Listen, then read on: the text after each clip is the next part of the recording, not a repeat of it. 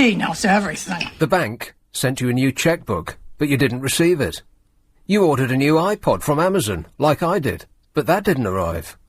The birthday present Auntie Ida sent you from Edinburgh, that was never delivered. Bills arrive every day. Envelopes with windows always seem to get through, but the good stuff doesn't. Curious, eh? Not really. The postie is nicking them. 1,321 postal staff have been fired for stealing your mail in the last 4 years. That's about one a day. And those are only the people that got caught. They aren't master sleuths at the PO. Imagine the thievery that's going undetected. If you added freely available drugs and communal showers, your average Royal Mail sorting office would look like Wandsworth Prison. One bunch tried to steal £20 million. That's a lot of Christmas presents. Meanwhile, taking without permission of another sort is going on at a different great British institution, the NHS. A third of hospitals are giving out free treatment to foreigners who have no right to it. They should pay for any care they get here, just as we have through our taxes. On the other hand, a British man born in Britain with a British passport and property in Britain and having paid national insurance contributions and UK taxes has been refused treatment by a hospital in Norwich because he's been out of the country for more than 3 months.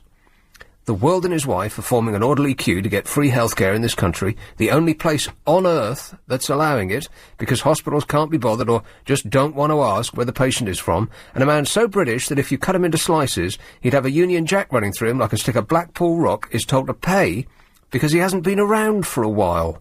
The whole world's gone crazy. He could appeal, of course. He could write his objection to the decision down on a piece of paper, but it hardly seems worthwhile. If he wanted to ensure that it wasn't worthwhile, he could pop it in the post. I still haven't got my iPod, by the way. And, a giant firm that delivers by mail, Amazon, they just took the information that it hadn't arrived as though I was just telling them what time it was. Oh, right, OK, we'll give you money back then, as though it happens with every tick of the clock. Everything that comes through with an Amazon thing on it, they must think, oh, yeah, I'll have a little bit of that. It's bound to be, well, who knows what it could be, a shaver for ladies' legs. They must get... Do you shave your legs, Rog? No, I wax. No, they must get quite disappointed, though, when they open up packages and they find out it's books. I know. What am I going to do with a book? Yeah, books. Oh, they're fascinating. Boring. I know, you want things that electricity passes through, not books. They're boring. But it is quite amazing, really, how much is going missing. But never a day goes by that I don't get a wadge about an inch thick of envelopes with windows, none of which is containing good news. More than one postal worker a day is caught stealing from letters and parcels, Royal Mail has disclosed. Figures show the number that I previously mentioned, 1,321 postal staff have been found stealing from the mail in the past 4 years, amounting to more than one for every working day. And experts fear that the true scale of thefts could be much greater. One gang was caught stealing 20 million quid. Howard Webber, chief executive of the consumer group Postwatch, said, "It is shocking that, on average, one Royal Mail employee per day is being prosecuted or cautioned for theft." How much do you get as a postie for doing postie jobs? Approximately. Basic salary plus whatever you can find. Tips. Oh, right. You were a postie then, obviously. It's in the small print. I still am, yeah. Yeah, yeah, right. Postwatch has urged Royal Mail to publish these statistics regularly so that we can all see whether security of our mail is improving. Well, how is that statistic going to tell you whether security of mail is improving? That'll just tell you whether they've nicked more people or not. Its correlation to whether your mail is more secure is almost non-existent, as was highlighted by the unbelievable claims. And I've been saying, you know what? Oh, it gets tedious being right about everything all the time. You can only imagine, Raj. But the police, in order to meet government targets, that awful phrase again, is there a single government target that has ever been created that has had the desired effect? No, they've all had the opposite effect to that which was intended. And come to find out, the police are no exception. Now, I don't know where it is. I've got so many stories in front of me. I'll go through them. Seagulls attack. There's another bird attacking story coming up, which is just as horrible as the one yesterday. In fact, it's worse. Guess what they're attacking now? That's right. Us. Yesterday, they were pecking tongues and eyeballs out of little baby lambs. Oh. And when they'd eaten all the lambs, then they went on to calves, which are huge. Calves are as big as dogs. And rooks were encircling them. Do you know what the collective noun for a rook is? Is it a steal? No. That's a collective noun for postal workers. A steal of posties. Hang on a minute, I'll go through. MP's pay rise, what a shocker. Health tourism, mentioned that already. Vandalism and crime and targets. Here we go. But get ready to be shocked if you haven't already read the story. Police officers are being told to play down offences such as... Now, shall I read this from the Telegraph or the Mail? Now, both of these organisations are coming from the same point of the compass. One is a little more vocally outraged than the other. I'll take the more outraged version, shall I? Here's the Mail. Police officers are being ordered not to record criminal damage as crime. Let me just pause to let that sink in. Not to count criminal damage as crime. And you're thinking, what could it be then? What could it be?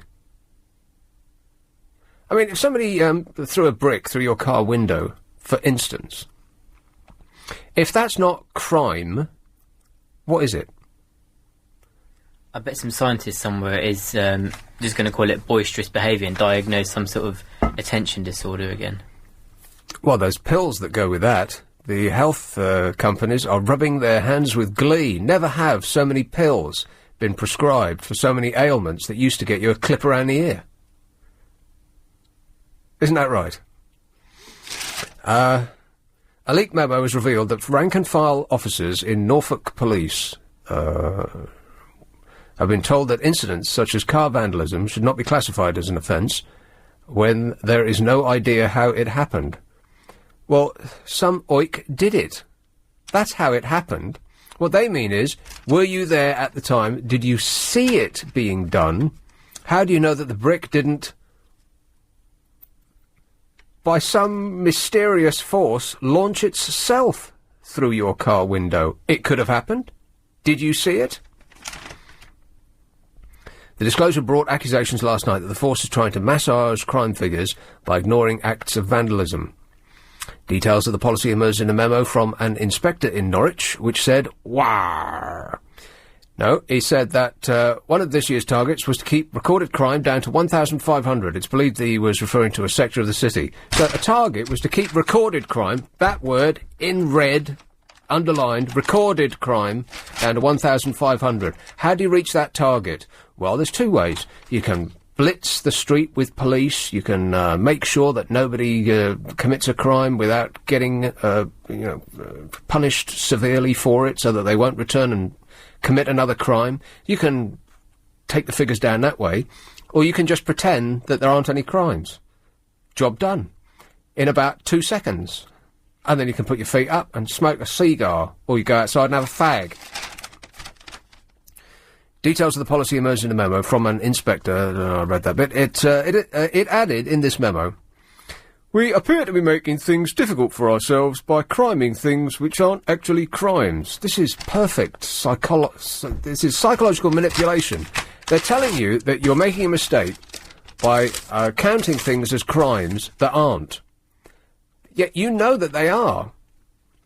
But it's telling you that assumption that you've made, that if somebody hoiks a brick through your car window, or in fact your own window, you think that it's a crime, but that's just because you're not thinking about this laterally.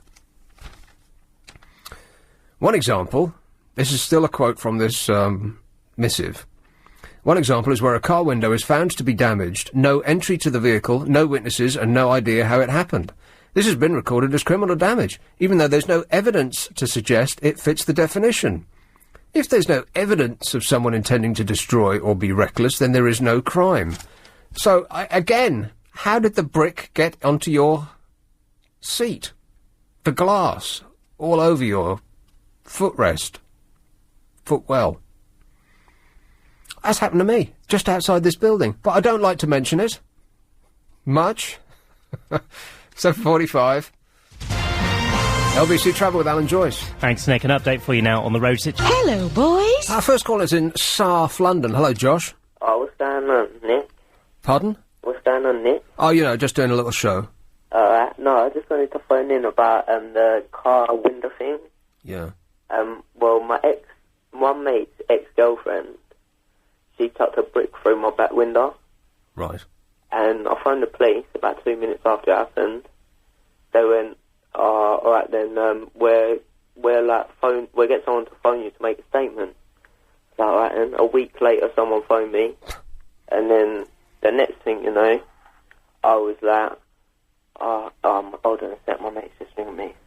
Oh yeah, take all the time you need, Josh. It's a live show. No. Oh, right. And then, after that, I went down to the police station, made a statement, then the guy rang me and said, I'm the one that's investigating it, I'm going to go and see him now. He went and saw him one day, and then said, there's going to be nothing coming about it. I said, what, nothing? He was like, no. And that was it. Right. Well, I hope that you're satisfied with the service that you've had from the Metropolitan Police. Oh, don't even go there, please. All right, well, thanks for the tale, Josh. Cheers, mate. I hope it works out for you in the end and that you've managed to fix your window. Well, they pretty much said the same to me when I had, I don't like to mention this, more than about 10 or 12 times a show, but I had my car broken into and my sat-nav nicked. Not that I'm upset about that. It's, just affecting my every waking moment. Sometimes I cry myself to sleep, Raj. And, the police came over, I don't know when they came. Not at that time, certainly, and it was days later. And they investigated, and they gave me a number, of course, which you immediately write down on a piece of paper and then throw away, because what's the point? Telling it to the insurance people, because you're going to have to pay for the window anyway. And even though one of these CCTV cameras, which don't usually work, was pointing right at the perp as he did it, they said, what you got there is a television image. That's no good. Or something along those lines. What we need is an oil painting. Yeah, something like that. I don't know. It was ineffectual, the evidence that was presented to them. And so nothing more was done.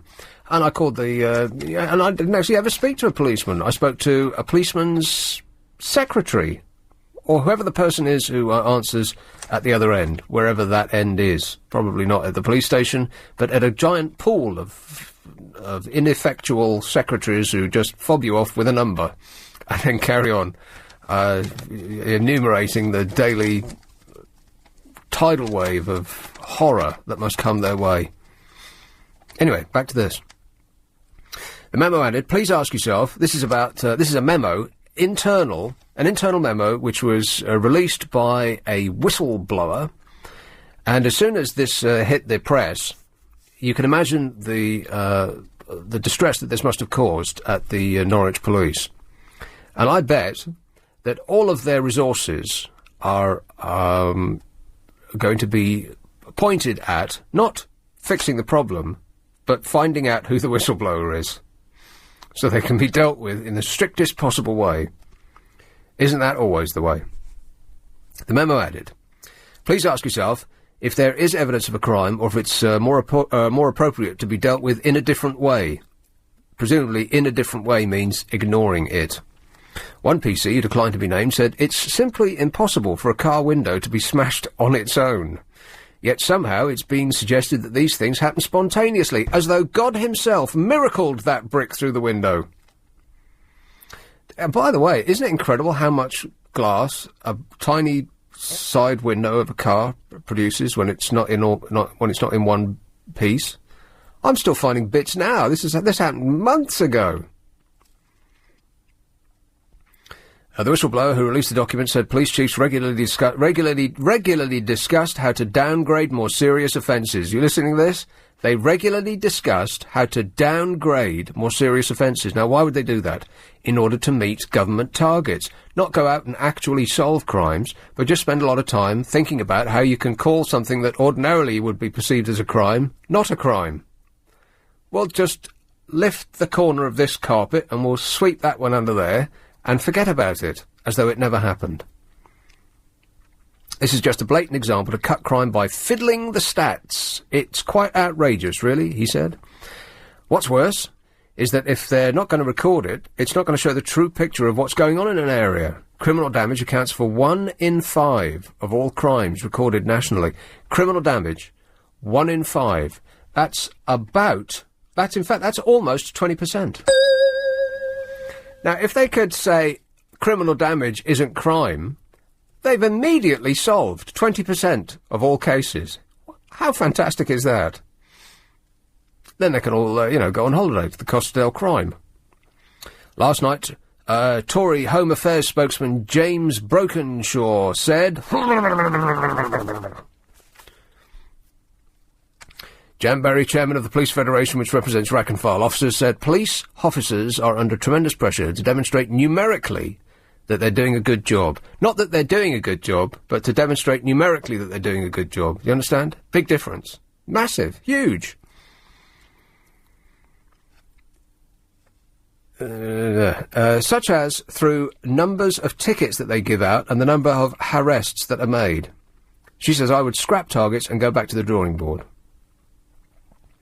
Crime statistics have become a science in their own right. They have never been a true reflection of crime, which is why every time these crime statistics come out, and it's always, we're doing such a fantastic job. Look, here are the statistics to prove it.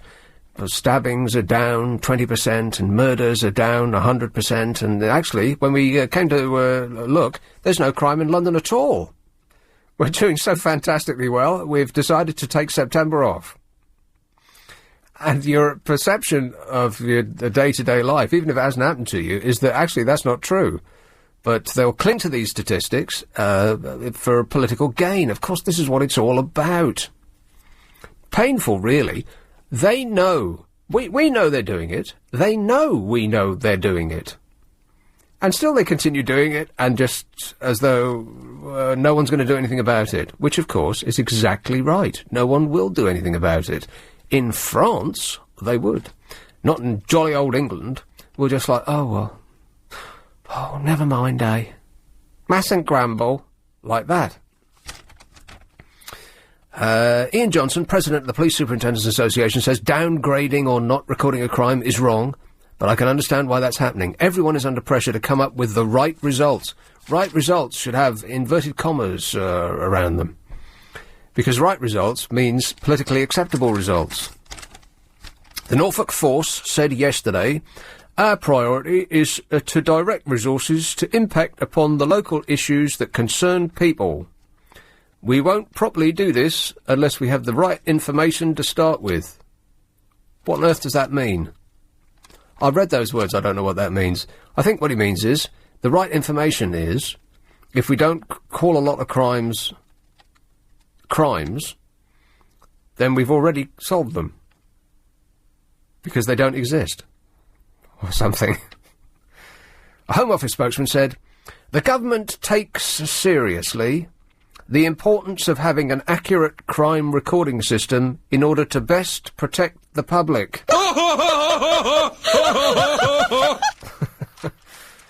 Yes. Marylebone, hello, Nigel.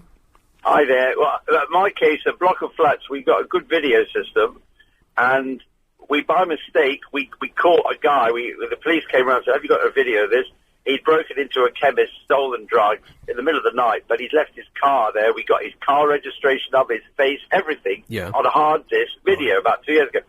So, presumably, I must say, I don't know what happened to him, but presumably, they had him so-called bagged to rights, you know, they had him absolute great. You're nicked, son, they could have said. Well, yes. It's sort of, but the only thing is that my concern is that, we've just got this one hard disk drive and a computer, but have the police got up-to-date hard, which is the only thing admissible in court, not the old tapes?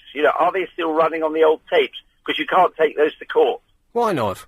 Well, apparently the tapes are not. You know, apparently the hard disk, they can see that it is pure information. Right, and it tape cannot tape can be mucked about with. Apparently, Right, I the get it. order and everything. Yeah, like I get that. it. Listen, Nigel, I've got to go, but thanks for that. Cheers, mate. 0845 6060 973. It's LBC. If you suffer from spasticity, The world's gone crazy. I must have missed that the incident at King's Road by a matter of seconds. I came through there at almost exactly that time. And if I'd have been there about 5 minutes later, I'd probably still be there, stuck behind a never-moving traffic jam. When I heard that there was an incident on the King's Road, I just assumed that two ladies who lunch were fighting over the last tub of Waitrose baby bottom butter. Here's one in Wolverhampton. Hello, Andy. Hello, Nick. Andy. There's no incident on the King's Road because they won't find a gun, so... Right. Yeah, that's right. Right, I'm a bit... You know the business where they're saying that it won't be a crime, or we can write it off as not being a crime to get the figures massaged? Does that mean you won't... You. Oh, that was fabulous. How was that for you? Yeah, beautiful. Does that mean you'll no longer be able to phone up for a crime number? Oh, no, they'll give those out like sweets. Yeah, but they can't because it's not a crime. Oh, good point. So Oh, that is you have interesting. to do insurance, aren't you? Yes. Huh. And neither can they any longer call it criminal damage because a criminal commits a crime. Yes. And who knows that it's actually damaged? Perhaps the windows in cars are supposed to be lying in a million pieces on the passenger seat. Maybe that's how they're supposed to be. Yeah, officer, it was delivered this way. Mm-hmm. Yeah, so, I mean, I don't know what happened. Yeah, that's an interesting point. If they're not calling it crime anymore, then you won't be able to get a crime number. Yeah, otherwise they'd just get stuffed by an auditor, wouldn't they? Yeah. Interesting. All right. Well, you keep thinking, Andy. It's what you do May I best. bring one other thing up? Of please? course. You'll say stop whining, but I've long held the view that the TV companies are in league with the breweries. Go on. Because of the tripe they put on at weekends to send people out to the pubs. And I found one on Sunday. Right. I don't know if anyone else saw it. Channel? ITV1. Yeah. I only caught the last round of it. It was called Beat the Star or something. Beat the Star? What, to death? I'd like to play that game. Let's make a list of the people that we'd like to beat to death. Well, you could the host is a good for a start. It was Vernon Kay. Oh, right. Anyhow. Well, he would definitely be in my top 10, yeah. I saw the last round of it, and the last round involved... The star was some swimmer or other who's going to the Olympics. Anyway... Duncan Good... Oh, no. No. I don't know any swimmers. Duncan Good, he's the only swimmer I know. Tarzan. The last round... Oh, there last was... round was... Phelps. Yeah, right, swimmers that we know. Top 10 swimmers that we know. That's an excellent topic, Andy. Thanks for that. Right, anyhow. So the last round of this game show, whatever it was, and the guy was playing for £25,000. Oh. And the last round, all they were doing was giving each of them a spoon with 3 things on, and they had to... They obviously didn't know what the things were. Yeah.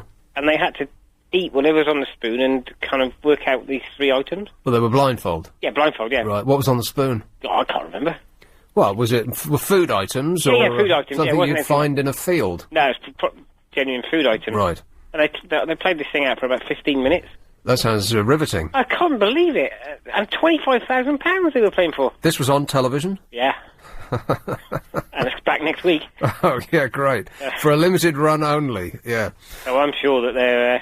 I've said it for years, they're in league with the breweries. Well, that's an interesting point. Of course, the breweries have a lot resting on the success of football because a lot of them sponsor a lot of the teams. Yeah. Which always looks a bit odd to me, seeing super fit athletes running about with the name of a brewery on their chest as though that's what they drink in their spare time. Of course they don't. They're drinking, protein shakes and eating steaks. It's in their contract. You know, apart from the occasional incident when they'll relieve themselves on the floor of a disco. I've never been that drunk in my life. I mean, what was he thinking of? Mind you, I'm a Derby fan, so our lot probably are down in the beers every night. Well, don't say that, We've Andy. been this year. Yeah, okay. Well, I think the best option from now on is, unless Dexter is on, don't switch on ITV. All right. I think you're right. Nice one. Thanks a lot, mate. See you later, Nick. Yeah, or whoever I am, yeah. 0845 6060 973. If it's on ITV, I just assume it's rubbish. I mean, do you remember at Dexter, they had plasters, they had adverts plastered all over the tube just before it started? Great new American series coming to from a tiny print down in the corner. I thought, oh, a new American series, because Sopranos is coming to an end. I've got, got to have some other hour-long drama of interest in your life. Otherwise, what's the point? I might as well throw myself off the balcony now. And I thought, oh, well, okay, well, I'll give that a try. And then I thought, oh, ITV. Well, it's bound to be rubbish. I mean, when was the last good American import on ITV? Have they ever had one? We're thinking. There you go, you see, your eyes are... I can always tell when you're thinking, Raj. It's usually when you're not speaking. But your eyes sort of go to the right and a little bit up. It's a tell. Do you want to play poker? Yeah, I'd love to. What were we talking about? Oh, yeah, Dexter. Great show, but just bizarre that it's on ITV. It should be on Channel 4 or FX. I think it started on FX. Did it? Right. But just weird that ITV would have bought it. Vernon Kay. Can anybody explain? Here's my question. Vernon Kay. Question mark. Any answers? 0845 6060 973. Because I'm lost. I have got no idea. I mean, it was on the front page of one of the TV guides the other day. This man is a genius, the future of television. He's so, interesting, amusing, funny, witty, quick-witted. But he's none of those things. He's just a northern dope who reads off the auto cue. Vernon Kay? His doppelganger, as far as ability goes, is that Dizzy Broad who went to America and bizarrely seems to be something of a success there, presumably and only because she's fronting one of those pop idol X Factor type shows. Cat Deeley. Good grief. If ever a cat needed a dog. Cat Deeley and Vernon Kay. Aren't they related in some way? Didn't they get married or something? There's a marriage made in hell. No, he's married to someone else. He's married to someone else. Isn't it equally as bad? Isn't it a Cat Deeley type? She's a little better than Cat One Deeley. of these blonde, bland, TV, shiny people who don't actually have anything going on behind the eyes. They just do what the director tells them to do. Being on television, I don't get it. People who just want to be on television is a mystery to me, because most of the jobs on television are just acting like a puppet, doing what the director tells you. Because the director would actually rather be doing the show himself. But he's too fat and old and ugly that he has his puppet, which is essentially what these people are. They're just puppets. They read what has been written for them off the auto cue. They stand on the cross that's been taped on the floor to tell them where to stand. They might as well not show up at all. You could get a robot to do his job. If you had a stock of bananas, you could get a monkey to do it. Oh, don't let me forget the... because I've been forgetting... yesterday I had an extra half an hour, and I still didn't fit in everything that I wanted to talk about. Don't let me forget about the birds attacking the man story. They're attacking us now. They were attacking cows and lambs yesterday. Now they're attacking us. As predicted on this show months ago. See? Once again, right about everything. Now the, Euro 2008. I mentioned that in passing, so I'll just do that. And then we can get rid of it. Football will dominate terrestrial television schedules this summer, despite the failure of any of the home nations to qualify for Euro 2008.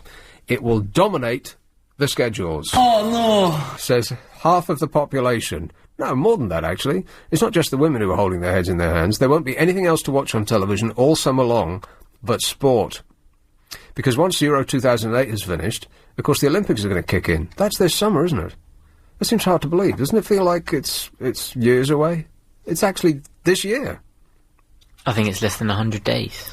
Amazing. And Euro 2008, is that, will be at the same time, or is before, right? What? Are you speaking to me?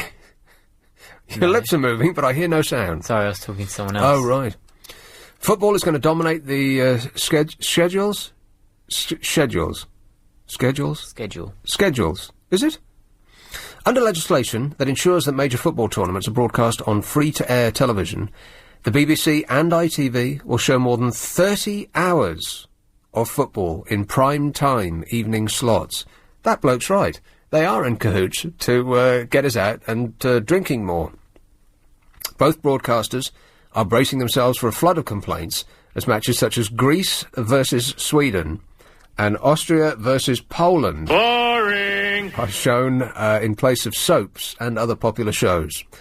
England, Scotland, Wales and Northern Ireland all failed to qualify for the finals of the tournament, which kicks off on June the 7th. Well, so when is the Olympics? I think they crazily have the Olympics at the absolute hottest part of the year, don't they? Which in China will be, people will actually be bursting into flames on the longer races. Feet on fire. So no sooner will that have finished than the Olympics will start. This is all summer long. Over the following three weeks it's on for. 27 live games going to be broadcast on BBC One and ITV1, and another 4 on the digital-only channels BBC Three and ITV4.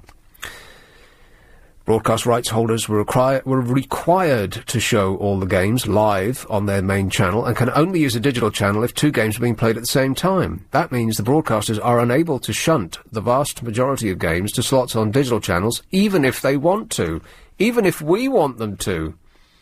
You know, here's another example of another law that was, on its surface, designed to help us, actually screwing us in the end, because what you'd actually want is not to see Austria versus Poland. I mean, even for a neutral, that's not very interesting, is it? I mean, be honest, most international matches are pretty dull.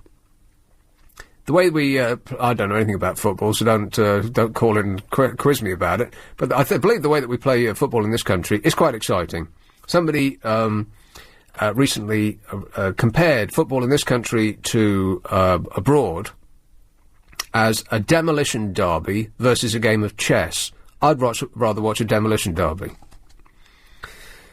And so these rules have been brought in that major tournaments, which is a good idea, should be shown on free-to-air, so you don't have to go by Sky or Setanta or any of these other, like Virgin Media or any of these things. You just get to watch it free. Brilliant. Unless you're not remotely interested in any of the games that are being played. And for an event like this, it's going to be wall-to-wall.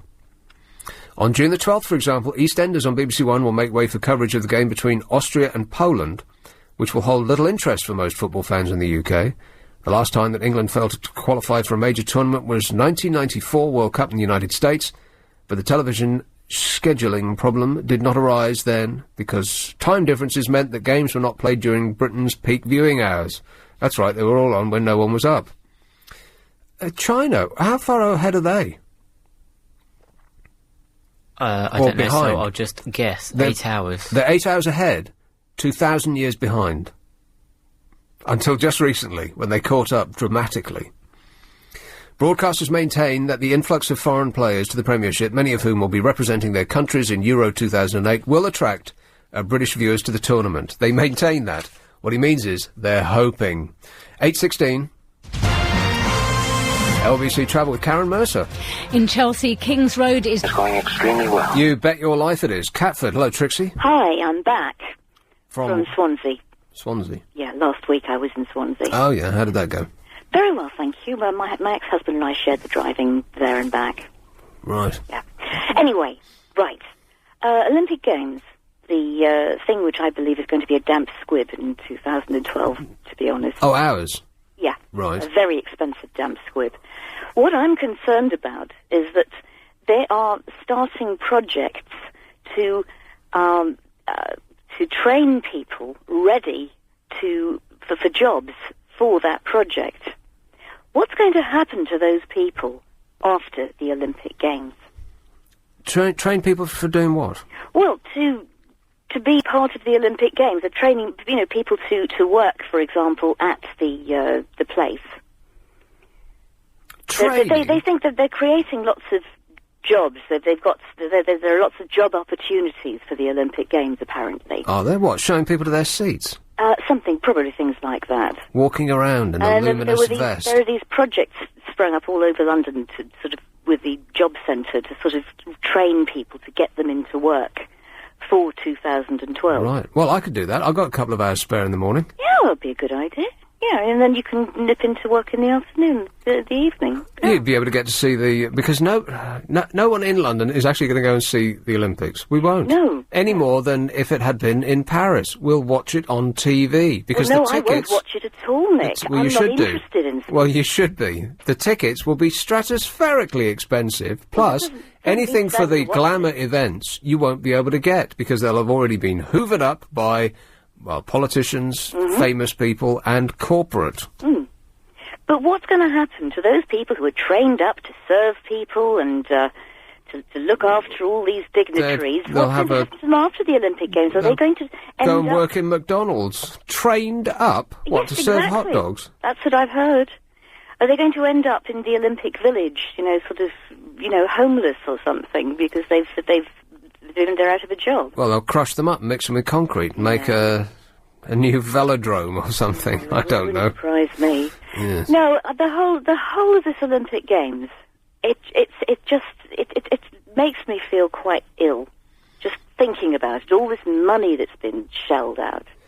It is bizarre that we're spending so much money when we're crying poverty in almost every other area. Yeah, that is weird. I mean, we don't need a velodrome. We don't need another swimming pool out there. No, it's another swimming pool too. We already have an Olympic-sized swimming pool, apparently. Where's that then? I don't know. But they couldn't keep it. They couldn't maintain it because it was too large or something. Yeah, almost certainly, yes. They didn't have the money. You remember a little while ago they were closing swimming pools because they didn't have the money to heat them. Yep, exactly. And suddenly we're spending £1 billion on building one. Yeah. And if it's not £1 billion yet, it will be. Yeah, I know. Anyway, it's interesting to come back to London to all this crime. There's no crime in Swansea. Well, I'm sure there's been a bit of crime in Swansea. There's the occasional murder, but nothing very much. As long as they keep it in the family, eh? It was actually quite funny because Robert from the Ronda was up in London the day I went down to Swansea. Yeah, I thought that was quite amusing. People move about, Trixie. They do. Yeah, why they aren't happy where they are, I'll never know. And by the way, I couldn't get any baby bottom butter down there either. What's happened to it? Have you bought it all up? Yeah, that's right. You know that you want to look gorgeous. I sleep in a vat of it at home, yeah. Oh. Cheers, my dear. Take care. 0845 6060 973. There was a series of articles about famous people and what they say about green issues in public and what they do in private. And this is on the back of a record number of claims, or complaints rather, have been made about businesses that severely exaggerate their environmental credentials. I believe I sort of halfway started reading this maybe last week, but didn't get to the nuts and bolts of it. Airlines, oil companies, car makers have all been censured for using so-called greenwashing to take advantage of consumers' growing environmental concerns. I have a growing environmental concern. It's huge. We're looking at 10 inches. Just after I saw that movie with, what's his name, that podgy bloke that used to be going for the President of the United States of America. What's his name? Al Gore. Al Gore is the right answer. Why do I always forget that? Anyway, after his movie, having been a green, what is it?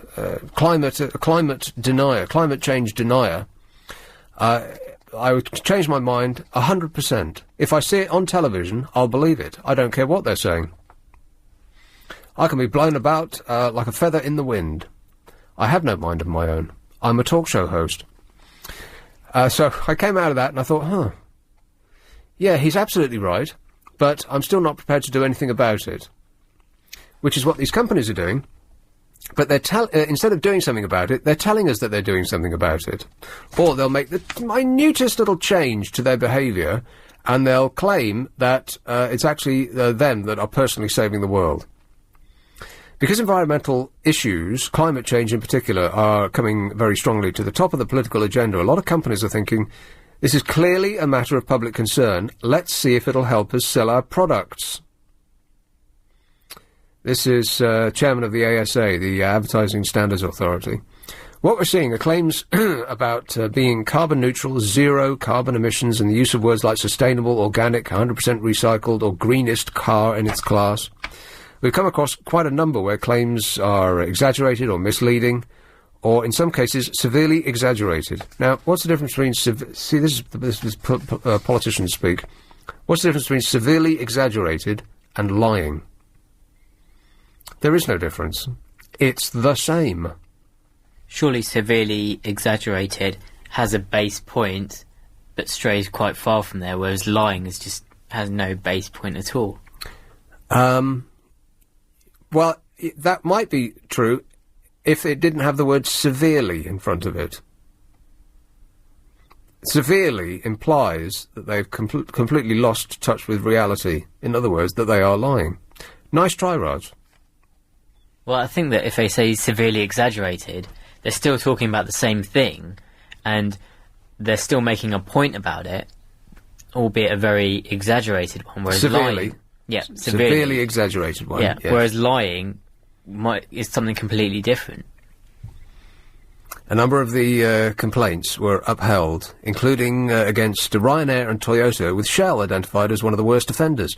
It placed a series of newspaper adverts featuring an oil refinery with flowers emerging from the chimneys.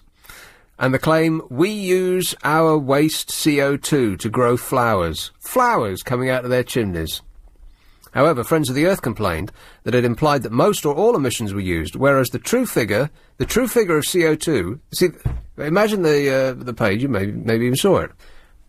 Advert for Shell, which they changed their logo, didn't they, from... is it still an actual shell? A yellow shell. It's BP that changed their logo to a flower or something green. A lamb. Something like that. Something that has nothing to do with their core product. So, here's their advert. An oil refinery with flowers emerging from the chimneys, and the claim, we use our waste CO2 to grow flowers. The actual amount of CO2 they use to grow flowers is 0.325%. So, I suppose they are, but not very much. The advert implied that they were doing much more. Green adverts complained about to the Advertising Standards Authority, included the Shell one that I've just mentioned, Toyota. The TV ad claimed the Prius emits up to 1 tonne less CO2 per year. Car comparisons were not suitable, and the data was based on average US driving distances. In other words, they don't. I can't count the amount of comparison tests that, admittedly, deniers in the Sunday Times have done with Priuses, and it's come out like more or less the same as a small diesel car. It costs the environment an enormous amount more to build a Prius than it does an ordinary car, of course, because it's got 2 engines. You'd be much better buying an old Rolls-Royce. They're virtually giving those away and burning up 11 miles per gallon. You're probably, in the long term, be doing the planet a favour. And Ryanair, newspaper ads stated that aviation accounts for just 2% of CO2 emissions, although the global figure is 2%.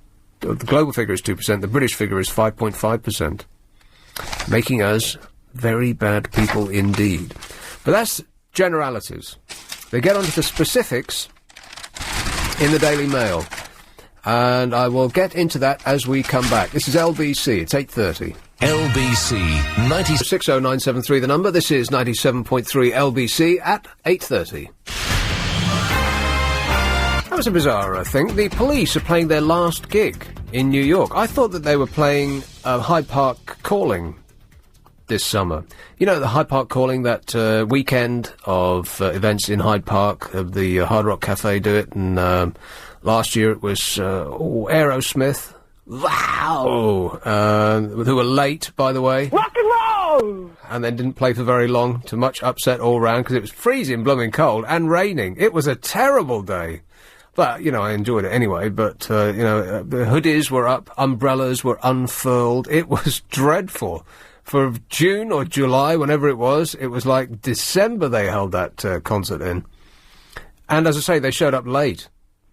And I left after the main show. I didn't wait for the encore because, I wanted to make sure I got my tube. And I knew that the police would close all the tubes within walking distance. And so it would just be a trudging nightmare to Victoria, eventually, all the way from Hyde Park to walk to Victoria. So I got out there quickly. They beat me. Aerosmith whooshed by in a convoy of about 10 limousines. And because I had left during the course of their last song, and was out the gate as they said thank you very much, goodbye. In the time it took me to walk the 10 paces to the road outside, they were in their limos and gone. They weren't hanging about to, soak up the atmosphere afterwards. They couldn't wait to leave. But no, the police are playing Hyde Park Calling. I'm convinced that that's true, isn't it? It's Eric Clapton one day and the police the next. So I hope that nice man on the news is wrong. Because otherwise, people will be just standing around for 2 hours from 9 o'clock onwards, just twiddling in their thumbs. I think you're right. I'm sure I've seen the police advertised for Hyde Park Calling, but maybe... I wonder if Sting knows. Or maybe it's just severe exaggeration and it's their last US gig. Right. Perhaps. Yes. Well, let's hope so. Because Sting, the police... they were massive in their time. I was in America in the 80s when they were huge over there, and it was definitely the biggest band in the world at that time. But as a comeback band, is anybody really very interested in that? Not really. But it's just a great day out in the sun. I can't go to Glastonbury anymore because, well, I'd never get a day off, apart from anything. And it's just got too big. And just the thought of going out and to some of these smaller events, I don't know. Sleeping in tents, not washing for 3 days, it doesn't really appeal to me much anymore. But just for one day, then you can go home and snuggle in your nice duvet. That sounds fantastic. And pretend that you're a hippie. Doesn't that sound great? Yeah, I'd love to do that one day. No, you wouldn't. When you grow up, yeah. One day. Beckenham, hello, John. Yeah, hi, Nick, how are you? Good, thanks. Good. Racking my brains about these swimmers. Sharon Davis. Oh, okay, Sharon Davis, yeah. David Wilkie. Oh, good one, David Wilkie. That's about it in half an hour, I'm afraid. Famous swimmers, we've only come up with 2. I can add to that, right off the top of my head. Mark Spitz. Is he English? No, he was the American guy who won everything. Yeah, but he's got webbed feet. Oh, there was Torpedo, whatever his name is. No, that's his name, this Australian guy. He was about 8 feet tall. Wasn't he caught on drugs or something? No, I don't think so. I think he was, you'll find. Thorpe? Yeah, size 12 feet. Yeah, that's right, massive. Yeah. Giving him an obvious advantage. He was born with flippers. What's his name? Somebody Thorpe. Oh, something, the Torpedo, yeah. Oh, I call him Torpedo. Yeah, that was... Famous swimmers, there must be some more. I've got another boring story for you, Nick. Go on, then. Sting's brother. Sting's brother? Delivers my milk in Newcastle, still. No, he doesn't. Of course he does. Sting's brother? He's a milkman. I don't believe you. Well, you can ask Sting, Gordon Sumner, when you next see him. Right, well, I'll give him a ring. I called Sting yesterday, as a matter of fact. Yeah, I just gave him a ring. He wouldn't take my call. He doesn't know who I am. He was in Bermuda. You think I'm joking, but no, Sting's brother's a milkman. Right. Yeah. Okay. Message in a bottle and all that. And all that, yeah. It's a true story. All right, well, give him my best when you see him next, all right? Will do, Nick. Thanks, mate. And I know that's not true, because there are no such thing as milkmen anymore. They only exist in old episodes of Coronation Street. That's not true. There's a milkman who delivers milk to my house. What? Delivers milk to your house? Yeah. We still get the glass bottles. You're kidding? No. They still exist? Why would they go out of business? Well, why does anybody... because people buy all their food from, one of the 4 giant evil companies. Yeah, but this way, if you run out of milk, you can have it just delivered to you. But what if you've got too much milk and you don't want it that day? You have to get up at 4:30 in the morning in order to say, oh, no, thanks. No, you don't. You just tell them in advance, no milk. Oh, yeah, you put a note in the bottle. Yeah. A message in a bottle. Exactly. Maybe that's where Sting got that idea, from his brother. We thought it was a song about love. It was actually someone's milk order. It's 0845 6060 973, as we've dedicated this show to trying to think of as many famous swimmers as we possibly can. So far, we've come up with 4. I've got Sharon Davis, David Wilkie. He was the bloke with the moustache. He looked like a member of the Village People. Mark Spitz, who was a member of the Village People, and Torpedo, whatever that bloke's name is. I can't think of any more. Duncan Goodhue. Isn't he on the list? Oh, no. I would have written him down if he was. Duncan Goodhue. And that's it. You know, for an event that takes up so much time during the course of the Olympics and thereafter, there aren't any famous people in it. Unless somebody wins everything, and then people's attention starts to wander its way. You could say the same for gymnastics. Nadia Comaneci. That's the only name I ever remember from gymnastics. There aren't any more. And that must have been 1970... I don't know. I'll say 6. Was it 1976? I have no idea. I just awarded myself a correct answer. How did we get onto that? And what has that got to do with what we were discussing? You really need to take more charge of this programme, Raj. Let's have... Oh, no, not quite yet. So I'll get into this. This is the Daily Mail. The preamble is this. Is the hot air emitted by celebrities when they spout ecological platitudes a greenhouse gas? If so, the melting of the polar ice caps just moved a step closer following calls by Trudy Styler, a leading celebrity ecological hypocrite, call them hippie-crits for short. It's not short, it's longer. For the general public to eat more locally grown vegetables, says to Trudy Styler. Oh, you're kidding. Trudy Styler, Sting's wife, Mrs. Sting, says that we have to eat more locally grown vegetables. Campaigning against food miles might seem an unlikely cause for Styler, given that a tribunal last year heard how she ordered her personal chef to travel over 100 miles to make a bowl of pasta for her youngest child, and has sold olive oil and honey from her Tuscan estate 1,000 or so miles away in Harrods in London. So it's hardly surprising that an alert journalist present at the lecture, which was being staged as part of the Earl's Court Real Food Festival, and I don't know about you, but whenever I think of real food, I think of Earl's Court. What?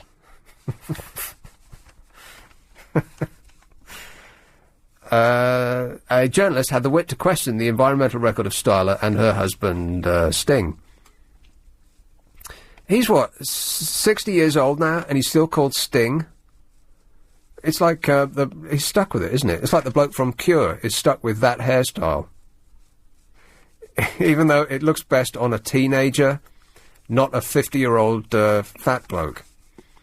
Seriously, mate, stop wearing the makeup. It looks ridiculous. Are you wearing makeup today, Raj? No, not today. You look fantastic. Thanks.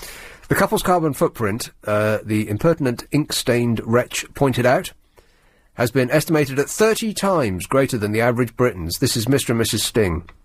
How did Styler and Sting, who have 7 homes, 7, square that with their environmental crusading? Why would you want 7 homes? That seems insane to me. I mean, if you've got all the money in the world and you want to be somewhere, just go and stay in a hotel. Why would you want to keep the upkeep of... you've got to buy 7 lots of furniture, 7 lots of clothes, 7 lots of cars. That's mad. Why would you do that? If I had £100 million, I'd have 1 house and a lot of grateful hotel management where I would go and throw cash at wherever I went. I don't understand having 7 houses. Maybe they want one for every day of the week. Styler conceded that as Sting has a 750-person crew to bring around the world, it's a difficult challenge. Her rare moment of ecological candour was shortly replaced by the more familiar self-congratulation and justification, however. I would like to think that we both work pretty hard for the rights of indigenous people and for the rights of conservation of the Amazon rainforest, but we do need to get around, she said. Of course, Sting and Trudy's do as I say, not as I do approach to the dilemma of environmental pollution is by no means unusual among the carbon-guzzling lifestyle of the celebrity elite. Here's a roll call of some of the other startlingly hippie-critical celebrities, and they got a lot of them. We've got Brangelina, Brad Pitt and Angelina Jolie, John Travolta and Madonna, Barbara Streisand, Prince Charles, Leonardo DiCaprio and Chris Martin. I'll do a few of those. In fact, I'll take requests. Here is Forest Hill first. Hello, Jill. Hello. Jill. Oh, Nick. When Sting's dead, will they refer to him as Stung? Past tense. Anyway. I really rang up originally about Boris Johnson. Just a question, because I didn't vote for him. I didn't really vote for any of them because I didn't. Because you didn't vote? No, me No, I didn't. either. I didn't. They've got to prove themselves a bit first. And the thing with Boris, question is he trying to be the London version of Mayor Giuliani? Do you think? Well, didn't he? Wasn't one of his first engagements with Rudy Giuliani, or was that Bloomberg? Right. One of the two. Okay. Well, it's a good model to base yourself on, I suppose. Exactly. And I'll tell you what. If he, first of all, just a proviso. No mayor should have more than 2 terms. I don't care how good they are, and if they've got good policies that work, then the next one that comes along, should carry. Well, I'm not sure about that. Why? Well, because I think I'm of the firm belief that power corrupts. Corrupts, right? Yeah, and too much power. Even. However, if we got one mayor that happened to be the best person in the world and was uncorruptible, not possible. Well, technically it is. If we just happened to find one of those, wouldn't it be great if he just decided to rule us like a munificent dictator? Where's your giggle soundbite? I mean, that's what that deserves. Come on. But it just seems a bit odd. I mean, just pulling it out the air, just 2 terms. Well, okay. Well, the thing is, it's the policy that counts. It is in the end. It's not. I don't think it's the man. It's whatever. Because they're all going to make mistakes. They're human beings. Whatever of their policies works, let's continue with it, and what's broken, discard. And I'm not sure that's true, really. I think it is the man that counts, unless he's going to, as has been suggested in some parts, have a back seat and let other people run London for him. Well, any human being worth, they're as a leader worth their salt, or to be given that role, should either have be very good at selecting people who are capable of making things happen and good ideas, or they do it themselves. But no one can come up with all the ideas all the time. It's just like you can't please all the people all the time. Yeah. So whatever they do come up with, whatever little nuggets they do come up with, fine. Let's put those in the pot, keep them, and then when it's their time to go in 2 years' time, say bye-bye, but, the next person has to keep those nuggets. Right, and stealing policies that have previously worked in other places seems like a good start. And if it works, I don't care. Well, absolutely, and stealing the ideas that have turned New York around, well, you could do a lot worse. I haven't voted for him. I haven't thought about him, and I love the latest picture of him with his hair slicked back, which made me giggle. He has his hair slicked back. Yeah, it was. Is he actually going bald?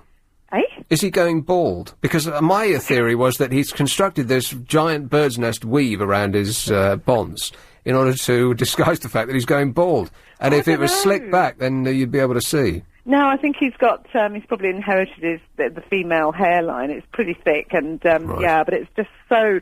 It made him look like one of those Thunderbirds. The guy with what was it? Anyway, one of the Thunderbirds. Was he Captain Scarlet? He was indestructible. No, Captain Scarlet. Captain Scarlet was dark. No, one of the Thunderbirds was the blonde. Tracy. Yeah, it was a boy named Tracy. Yeah. Jill, I've got to go. I'm past the break. Cheers, my dear. 0845 6060 973. It's 8:46. LBC Travel with Karen Mercer. In Chelsea, Kings Road is still closed. Absolutely. This call in Croydon. Angelo. Hello. Angelo. How are you doing? I'm good, thanks. Fine. I shouldn't really ask you that, because I remember you ranting on once about people asking you how you were, and you going into a long list of ailments. Well, that was you, wasn't it? That was years ago. I can enumerate them for you if you want. No, that's fine. I'm not really interested. Oh, okay. I'm just being polite. Johnny Weissmuller. I can't believe nobody's mentioned Johnny Weissmuller. Excellent choice. Johnny Weissmuller. He was the first I was going to say Hitler for some reason. Very first Hitler, he was, yeah. He was the first. The other one come along. The first Tarzan, yeah. That's right, he tried to invade Poland, but didn't quite I get know, there. he didn't get up in time. He was going to swim there, but there wasn't any water. Mm-hmm. So this is an addition to the list of famous swimmers. Yeah, I think he's probably the most famous one. Johnny Weissmuller. Excellent suggestion. Thanks very much, mate. All right, cheers then. Before you go, here's a list of my current conditions. I'll put it in the post. 0845 6060 973. Why are we making a list of famous swimmers? An echoing silence. No, wait, I did have the answer because you asked this before the break. And what's Torpedo's real name? I'll just call him Torpedo. Ian Thorpe. Ian Thorpe. Oh, I know why, because we were talking about Beat the Star, and they had an Olympic swimmer on there. Oh, right. Beat the Star. Beat the Star to Death. That does sound like a programme idea, doesn't it? I bet Sky will pick that one up. We'll make a list. Never mind about famous swimmers. We'll make a list of stars that we'd like to beat to death. Who should we start with? Here is Notting Hill. Hello, Tony. Hi. Just to mention a very famous Metro-Goldwyn-Mayer star called Esther Williams. Esther Williams, absolutely. You know the name? Of course I know the name. I know the smile. Well, I think she's still with us. She wrote a very entertaining book of memoirs about 5 years ago. And Samuel Goldwyn said of her, wet, she's a star, dry, she ain't. Right. And she was to swimming or to water what Gene Kelly and Fred Astaire were to dance. Oh, I think you've gone too far there, Tony. Well, if you could put up with it, she even swam with Mickey Mouse. You know, she starred in about 10 really lavish musicals. But, of course, she didn't sing. I mean, she just swam. It's very strange, really. Well, she seemed to have the ability to smile. Yeah. While being dunked in water. That's right. Yeah. That's right. And for most of the time, she wasn't actually in the water, but getting in the water from a swing, which had come through smoke and all sorts of other. In fact, if you saw those compilations called "That's Entertainment," yeah, some of the most spectacular Busby Berkeley numbers. That's right. Featured her. Yeah, and she was always doing these sort of synchronized. I mean, it's stunning to look at, but boring after a while, I think, really. I couldn't stand a whole film of it, which is why those compilations are so good. That's Entertainment, they're called, and there's another one called That's Dancing, or something like that. That's right. They show them on Turner Classic Movies in the afternoon for pensioners who have nothing better to do with their day. And if you've got to spare 3 hours, then it'll be one of the most entertaining films that you've ever seen. I agree with you. Thanks very much, Tony. Thank you. Cheers, mate. They are great. How can you beat the old stuff, eh? They'll never make 'em like that again. They absolutely won't. At all. They made an effort with Cabaret. Not Cabaret, the other Lerner and Lowe thing. What's that thing that's still on? Chicago. The only musical that's better on stage than it was on film. The film of Chicago is awful. It's got not Gene. What's that bloke that's in it? Richard Gere. Richard Gere.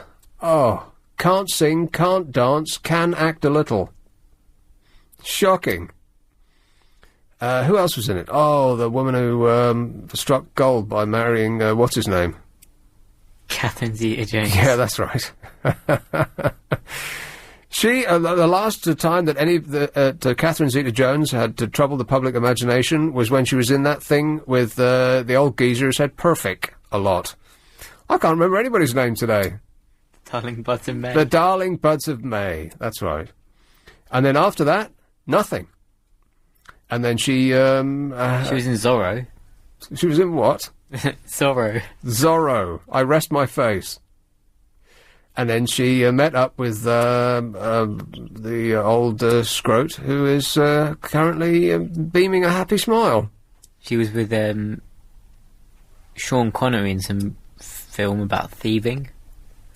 Sean Connery. Has Sean Connery ever actually been in a good film? Now, by good, I mean a quality product, not just a bit of visual candy floss that is the old James Bond movies, which aren't really good films by any stretch of the imagination. Has Sean Connery actually been in a good film?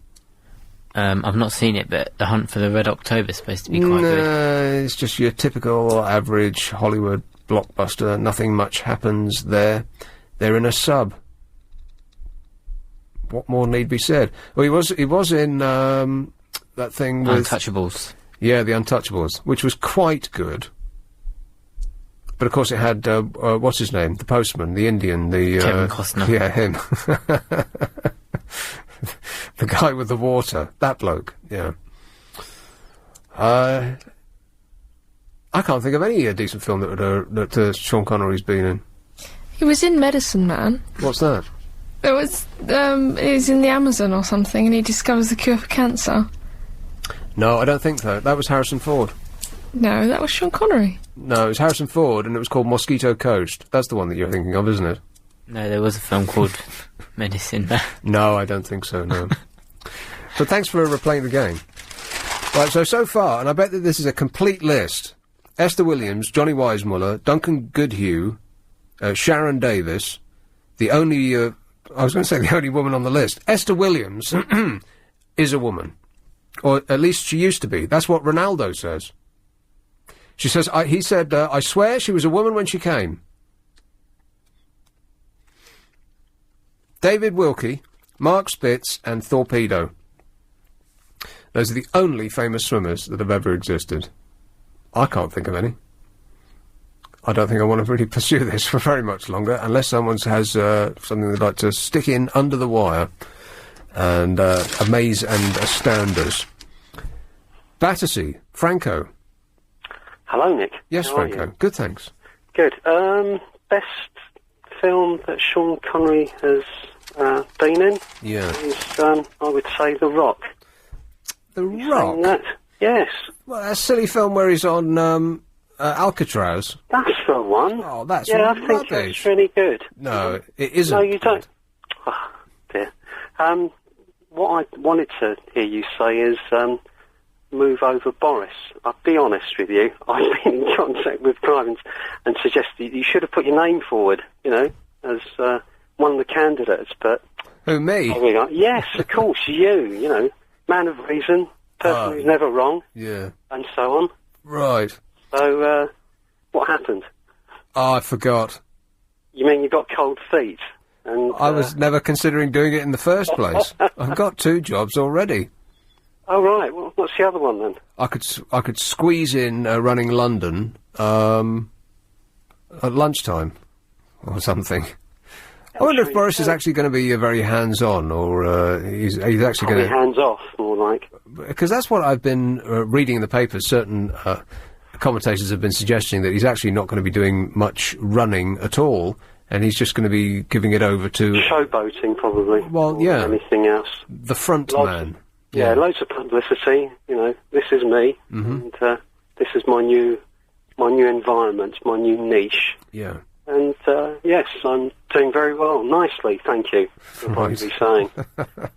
Instead, I prefer you to say that than him, but there we are. There you go. You've always got 4 years' time, you know. Yeah, I'll note that down in my diary. Cheers, Franco. This is LBC 97.3. I got the key. If you boys, he served 4 weeks, 28 days of a 14-week sentence. How does that work? This is Pete Doherty, who's just been released. Looking considerably smarter than he was when he was put in. Prison has done him the world of good. He should have more of it. Maybe they thought it was a crime to not have his music out in the world. Whistle one of his songs now. I double dare you. I'll give you every penny I've got in my pocket if you can whistle anything that man has ever written. Oh dear, that's a shame. So, because I thought that they routinely cut sentences in half. Why they do that, I don't know. I mean, it's almost as though they're lying to us again. The judge says, you are a disreputable tyke, and you will serve 8 years in prison. That doesn't mean 8 years, it means 4 years. Why do they say 8 when it means 4? No idea. But he's got 14 weeks, and he only served 4 4 is not half of 14. Is it? It's about a quarter. It's about a third. Or a quarter. Between a third and a quarter. Closer to a third. Well... I think it's equidistant. Oh, he's thinking about it. Doesn't want to let that one go. He's scenting victory. Not brave enough to actually hold a position there, though. Well, yes? More than a third, not quite a quarter. Third and a half, we'll say. Well, I don't understand that. I mean, for good behaviour, you get half off. Or just if you don't commit another crime while you're inside. If you just remain, quietly stoned throughout your sentence, then they'll let you out halfway through. But 4 is not half of 14. It's a quarter. I come to find out that if they hadn't let him out, he'd have probably just walked out anyway. More than 100 convicts abscond from open prisons every, guess what period of time? That's right, every month. Every month! 100! The huge number was disclosed amid growing evidence that many contain violent offenders. Open prison, what's that then? Is that less like houses in an ordinary street? Low security. Right. No security, you mean? You sign in and sign out. Yeah, right. Unions claim hundreds of dangerous criminals have been transferred to open prisons to ease overcrowding at higher security jails. Some have then committed killings and armed robberies after escaping. Almost 14,000 prisoners have gone on the run from open jails over the last 10 years. 14,000! What? These include 130 murderers. The BBC quoted a memo by one open prison governor voicing concern over transfers of unsuitable inmates from secure jails. It read, "The instructions coming down are that local prisons must review prisoners on shorter sentences for transfer. I've raised my concerns that this will mean an inevitable rise in absconds." Absconds. It's one of these, it's like a word that sounds better than escape, because we know what escape means, but if they say it as something else, then we don't know what that means. Abscond. It means they're escaping. Why don't they just say... There's an entire language of obfuscation, isn't there, really, in order to trick us into thinking that what's happening actually isn't. They absconded. Oh, right. Well, what's that then? They escaped. Everybody knows what that means. At least one murderer has escaped from an open prison to kill again, the BBC alleged. It cited a case of Roderick MacDonald, a prisoner serving life for the murder of his wife. He was moved to Scotland's Castle Huntly open prison in 2005, absconded soon afterwards after being refused parole. He lived secretly in Blackpool for 2 years, where the programme said he violently raped a man. He then moved to London to avoid police attention, where he stabbed and strangled a Brazilian immigrant in a hotel room. This is a man that they thought would be wise to put him in an open prison. The programme also raised the case of an armed robber, Richard MacDonald, who escaped from the closed Mount prison in Hertfordshire in 1995. Sentenced to another term of 8 years, he absconded from Spring Hill Open Prison in Buckinghamshire. So, try and get your head around this. They put him in a closed prison. I had previously thought that all prisons were closed, just shows how silly I am. They put him in a closed prison and he escaped. So as punishment, they then after they caught him, they put him in an open prison. Does any of this making any sense? He then escaped from that, and so they put him in Ford Open Prison in West Sussex, and then, guess what? That's right, he escaped from that too. The following year, MacDonald used a butcher's knife in a robbery in London, during which he and an acquaintance stole £8,000. He was later given an indeterminate sentence for the crime. He's probably not in now. A statement from Justice Secretary Jack Straw said, are you ready? All prisoners in open jails had been rigorously risk-assessed, and the numbers absconding were at the lowest level for 10 years. And every time you read one of those statistics, now that you know that the police are calling crimes that have been committed not crimes, just so that they can get the crime numbers down, they're just denying that they are crimes, so they're not counted as crimes anymore. Now you can't believe anything. the numbers absconding are at the lowest level for 10 years. Well, does that mean that they've just called it something else? Oh, we're calling them escaping now. So absconding's gone down to 0, because we're not calling them that anymore. What a tremendous result. They've been rigorously risk-assessed, these people, that go out and then kill other people. But at least they've been risk-assessed. They passed with flying colours. Just a shame about the trail of dead people in their wake. 0845 6060 973. Have we really come to the end of our famous swimmers list? Esther Williams, Johnny Weissmuller, Duncan Goodhue, Sharon Davis, David Wilkie, Mark Spitz, and Torpedo. Most of those I came up with myself. I think only Esther Williams and Johnny Weissmuller were somebody else, isn't that right? For an event that takes up such a giant amount of coverage when the Olympics are on, there's precious little interesting about it. Am I right? Well, I suppose, I don't know, does diving count in the water bit? So... Well, they have to swim a bit, I suppose, yeah. But you can't name me any divers either. There's fewer famous divers than there are swimmers. But it's just that the swimming takes up so long. I mean, it takes up as much coverage as athletics. Now, we could come up with some famous athletics people, because, well, they're dry at the time. Which apparently makes it easier to remember their names. And that's an actual fact. It's like education, this show, ain't it? So this is back to the, what the Daily Mail is calling the hippie crits. People who espouse a greener lifestyle tell us to, behave ourselves and switch our patio heaters off, but are themselves almost single-handedly crippling the planet. Do you want to hear about John Travolta? They compare what he says and what he does. Here's what he says. Everyone can do their bit, John Travolta said, when he visited Britain last year to promote the launch of his little-seen movie Wild Hogs, and went on to declare that global warming is a very valid issue and we have to think about alternative methods of fuel. Now, you can tell what's coming about John Travolta. Some of these others you might not know. What he does.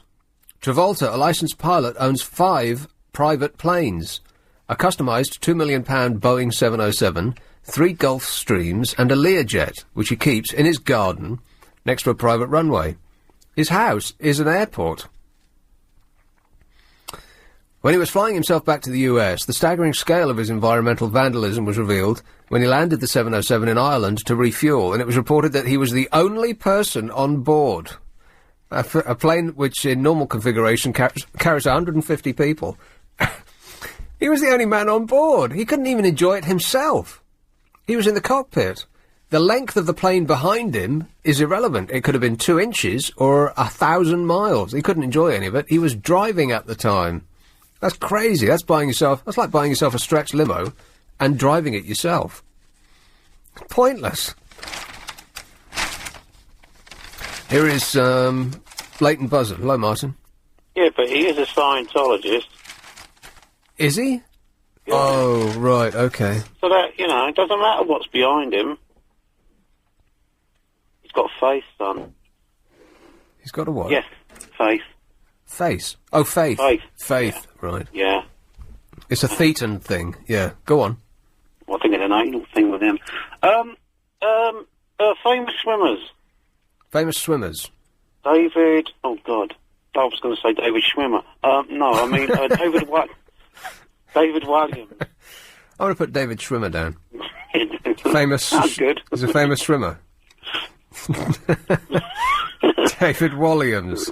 David Williams, yes. Oh, well, he swam and he's famous. He's not a famous swimmer. Well, he's like swimming famous, though. Oh, blimey, I'm getting an argument now. Hello? Well, I suppose so. Not entirely. Well, you could say that a pike is a famous swimmer.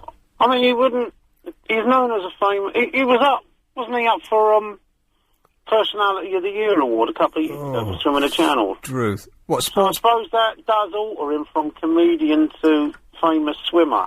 Well, speaking as someone who's never found him funny, I don't have much of a problem in thinking of him as anything other than a comedian. But, yeah, all right. I'll put it down. Under duress. All right. Thanks very much, Martin. All right, take care. Another satisfied customer. So, I've got David Schwimmer, Esther Williams, Johnny Weissmuller, Duncan Goodhue, Sharon Davis, David Wilkie, Mark Spitz, Torpedo, and David Walliams, whose name is wrong. It's Williams, not Walliams. Just doing by a bit to help. 9:15. LBC Travel with Karen Mercer. In Chelsea, the King's Road is still closed. Absolutely. There are developments. Raj has developments. Yeah, apparently the gunman in Chelsea has opened fire on police again. Wow. Not too bright.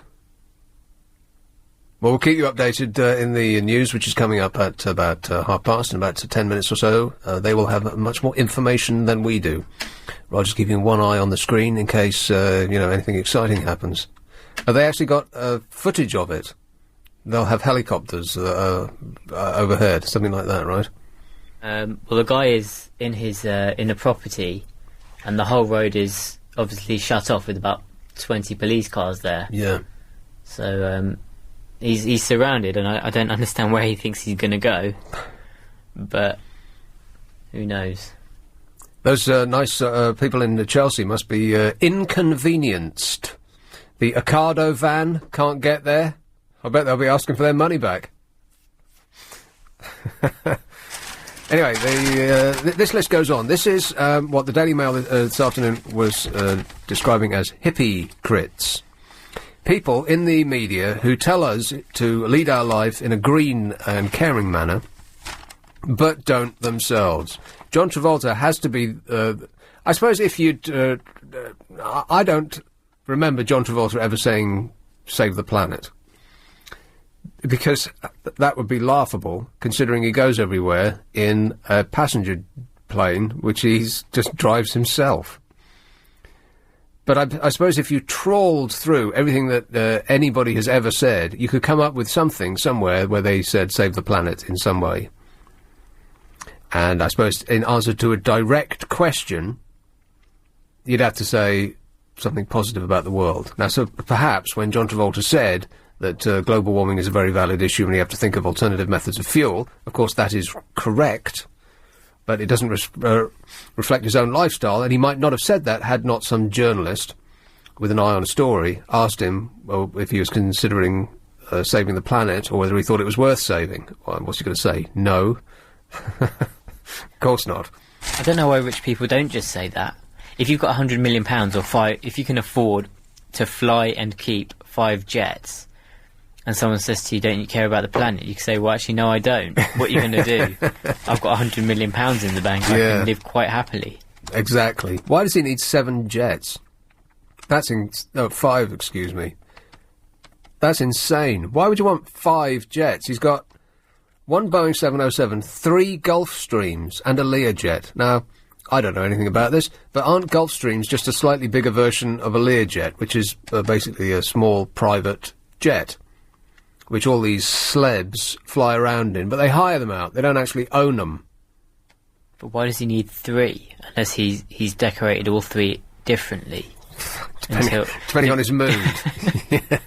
Or he's got 3 cassettes, or 5 CDs, and 1 in each plane, and he just goes in each one depending on what tracks he wants to hear that day. Yeah. Anyway, that's John Travolta. Here's Barbara Streisand. So they list what she says and what she does. What she says, quote, everyone has the power to make a difference by making simple, conscious decisions in their everyday lives. Streisand writes on her website, and then posts a list of simple things we can all do to help stop global warming.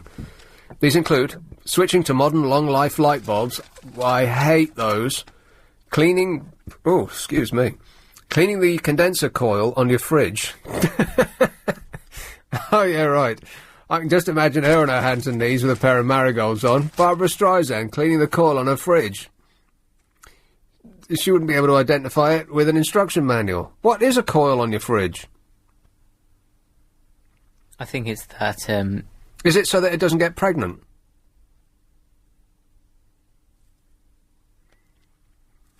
What? No, I don't think that's what it is.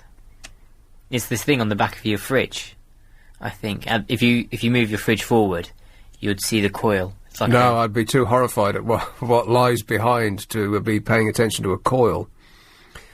She says, so cleaning the and waiting till you have a full load before running your dishwasher. Barbara Streisand has never run her own dishwasher. Never mind about cleaning her dishes. She probably doesn't even switch them on. I bet she has a brace of dishwashers.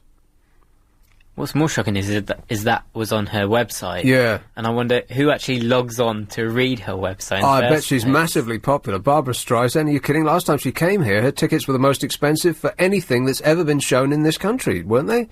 Well, they were stratus. I mean, you think Madonna was expensive, or opera is expensive. She was off the scale. Why anybody is interested after all this time is a mystery to me. I don't really get it. That's what she says. Here's what she does. No sign of Streisand cutting down on laundry. On tour in the UK and Ireland last year, Streisand's contract specified that she required the production office to be supplied with bath-sized towels immediately upon arrival. Guess how many she wanted? 300.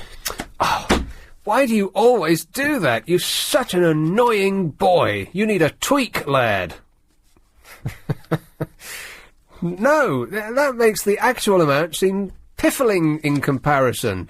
What an irritating child. No. 120. 120.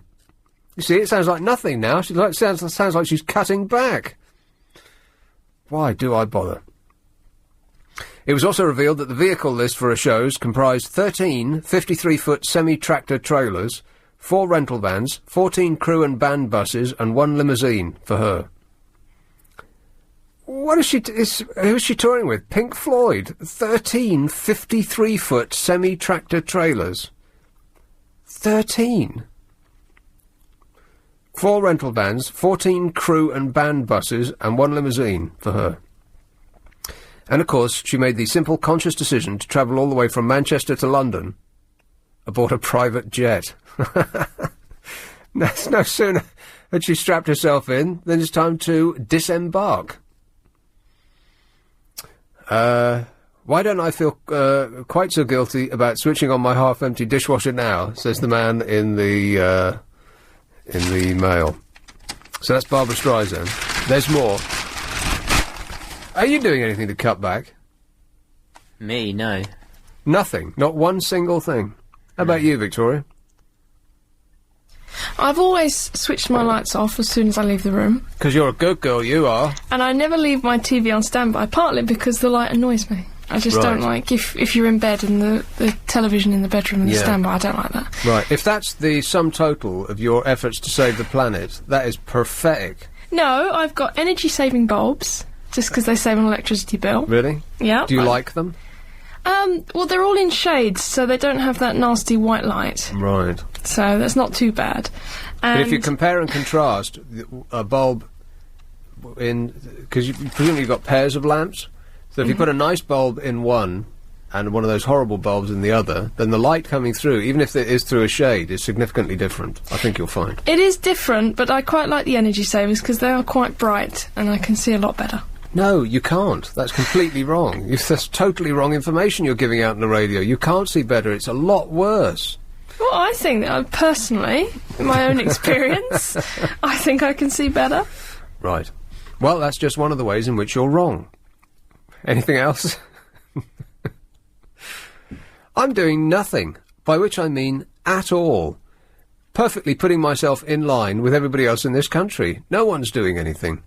Is anybody actually making a conscious decision to change their behaviour because they've seen that puffy bloke that used to be going for Mayor of America? What's his name? Al Gore. Al Gore. You'd think that would be a name that's easy to remember. I seem to be having a problem today. Al Gore. I won't change the light bulbs. I will hang on to those for as long as I possibly can, even though my electricity bill is laughably large. It's massive. Huge. Water, not so much, because I adhered to Ken's advice last summer. Was it last summer that we didn't get any rain and all the grass had gone brown? I don't like brown. No, last summer was rained off completely. Oh, yeah, that's right. So it was the summer before. So this is advice going back quite a long way now. Ken said, if it's brown, flush it down. If it's yellow, let it mellow. And that's what I did. And looking at the water meters in the block, I'm doing particularly well. I'm a good boy, I am. Using virtually no water at all. The house stinks. You could grow potatoes in my toilet, Victoria. They're saying nothing. You should come over. We'll have a picnic. Yeah, why don't you give us a barbecue or something? Yeah, I'll make potato salad. Homemade. Here's Madonna. What she says. After headlining the London segment of last year's Live Earth concert, memorably derided by Matt Bellamy of the rock band Muse as private jets for climate change, she was lambasted for not just for her giant carbon footprint, but also for owning a share portfolio with more than £1 million invested in oil exploration, mining, and other environmentally unfriendly projects. And in the wake of the furore, her spokesperson issued a statement saying, Madonna's agreeing to sing at Live Earth is merely one of the first steps in her commitment towards being environmentally responsible. She's educating herself and her family, and has begun to make changes around her that reflect her awareness and concern for the future of the planet. Blah, blah, blah. Right. Here's what she does. That's what she said. That's not actually what she said, because she doesn't say anything. She has people that say things for her. You know, when you're that famous, you need never flap your lips again, because you've always got someone to do that for you. Mechanically or otherwise. Here's what she does. Madonna's carbon footprint for 2006 was estimated at 1,018 tonnes, more than 100 times that of the average Brit. And it seems the changes she's prepared to make do not extend to using ordinary airlines. For New Year, she jetted to India with her husband Guy Ritchie, her son and 5 friends in her own jet. Well done, Madonna. You're doing tremendous work for us and, for the children of the world. Here, her husband, Guy Ritchie, has actually directed something that is fantastic. Can you believe it? He did Lock, Stock and Two Smoking Barrels, which was a great film. Since then, everything he's touched has been awful, except for one thing. And you might have seen it, but not realised. This is LBC. Oh, hello. I'm over here. Thank you very much. He's over here. Yeah, here's Clive Bull. Right, well, I've got a lot coming up after 10. You're sun-kissed. Yeah, I am, actually. Or maybe I'm blushing. It's quite warm in here. No, you're blushing. Yeah. There's too much. Yeah. Too much flesh that's brown to be blushed. Yeah, it's been hot out there today. Oh, absolutely fantastic. Yeah, now, I read, I don't want to upset you, but there was a weather forecast that came out yesterday that said, by the end of the week, it's back to winter. Oh, for goodness Snow, hail, ice, the wind coming from Siberia or somewhere like that. But having just seen the 5-day forecast on the Worldwide Weight here, it's going to be as it was today every day this week. Yeah, but do you ever check those 5-day forecasts? Yeah, they're always wrong. They seem to change every day. Every day, yeah. So how can that be? I have no idea. Yeah. Fingers crossed, hoping for the best. So I thought I'd try and pick out some topics here. I've got lots of topics. Oh, great! I'll steal them for the last half hour of my show. Well, I've stolen some of yours, and I'm just trying to pick out the ones that I think you might warm to. Right. So I know this one you might agree with because I heard you talking about this earlier on. Oh yeah. And I think you don't listen to this show. Who are you kidding? Well, it's piped in. We can't turn it off. So that's true. Actually, we can't turn it off. Yeah, there's no volume control even. American TV. I think I'm on the same wavelength as you on this one. I've always thought, well, actually, all the best TV does come from America now. It used to come from this country. Yeah. A long time ago, but now, absolutely, yes, you're right. It's just, however, I read on the, one of the websites today that, this year has been a disaster for American TV. The new shows have all failed. Really? Yeah. The only exception is Mad Men. See, I tried that. I tried it once, and then I tried it again, and then again. So I gave up on that 3 times, Because people kept saying how fantastic it was. Yeah. And I just thought, this is nothing. This Well, is you like The Sopranos. There's not enough killing in this one, though. There's nothing happens in it. I mean, I tried and tried, but nothing's happened. Well, you don't like that one. That's the only success of the year. Is it? Yeah, apparently. I don't know whether it's because of the writers' strike or whether just that. I mean, the piece I read said that American TV's just it's peaked. Well, of course, bizarrely, all our rubbish now has appeared over there like flotsam on the shore. All the X Factor and Pop Idol and all that rubbish is supreme over there now. That's right. So it's our fault. Yeah, I think it is actually. It's we sent Simon Cowell over there, and look what happened. Even the Bionic Woman has flopped. Well, I could have told you that would happen before it hit the screen. What about Dexter, which I think is one of the best, sort of almost undiscovered programs that is on at the moment? Nobody seems to have even heard of it. Well, no, and the great irony there, as you said, was that you saw it was on ITV and you thought, well, it probably isn't any good then. In fact, I heard you say that the other night. Yes, and the thing about ITV is they are trying to put on these sort of cooler shows. Right. Are they? Yeah. They're not trying very hard. They're not trying very hard, but they've mucked it up, like Pushing Daisies, which is meant to be good. Oh, yeah. Yeah, I don't know whether it really is. It's sort of less of a flop than Bionic Woman. But that's the one that they decided not to show episode 2. Yeah. They spent millions telling us that this was the best show. Yeah. But not so good that they want to show all of it. Show all of it, yeah. At which point I decided not to watch any of it. Yes. So we might, if there's anything left to say about that, I might talk about that a little bit. What else are we going to do? What is actually filling the void of The Sopranos, though? I mean, what is there around that's quite that good anymore? Yeah. Well, you see, I like Battlestar Galactica, which is a very don't look like that. Just because it's sci-fi, it's a very clever program. I tried to watch that as well, but I jumped in. That's no good. Many series too late, and I had got no idea what was going on. No, unless you watch it from the beginning, it's too complicated, really. The Wire, people keep telling me that The Wire is brilliant, but I've also not started from the beginning there. So well, I have, you see. I've started watching The Wire. I bought the DVDs. In fact, if you look on Amazon, it's one of the best-selling DVDs because it's one of the few good TV series that's never been out on a proper channel.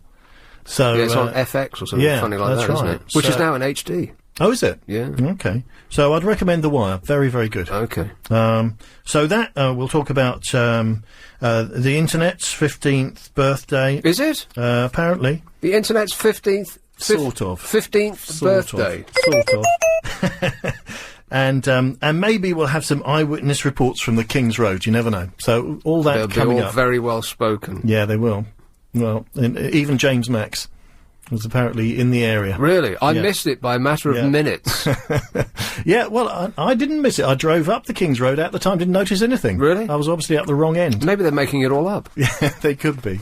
Yes. Right, there we go. Okay, that's excellent. Thanks very much, Clive. Clive on after the news at 10 o'clock. The number here is 0845 6060 973. What happened to the swimmers list? Did we actually complete that? I should have asked Clive if he knows any famous swimmers. I think we're still searching for some more, aren't we? Are we?